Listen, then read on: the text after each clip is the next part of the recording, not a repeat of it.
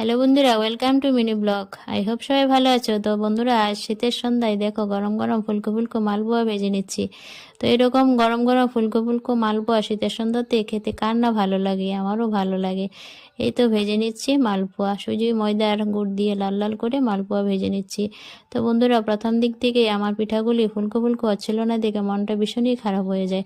তো দেখো শেষের দিকে এই যে মালপোয়াগুলি খুব ফুলকো ফুলকো হচ্ছে আর লাল লাল করে ভেজে নিচ্ছি। কতটা সুন্দর হয়েছে মালপোয়াটা দেখো। তো খুবই ভালো লাগছে। এখন কথাই আছে না যে যার শেষ ভালো সব ভালো। শেষের দিকে পিঠাগুলো ভালোই ভাজা হচ্ছে দেখে মনটা ভীষণ ভালো হয়ে।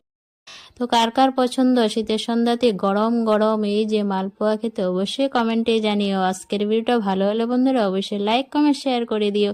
তো আমার পিঠা ভাজা হয়ে গেছে বন্ধুরা, গরম গরম ফুলকো ফুলকো মালপোয়া খেতে চলে এসো সবাই।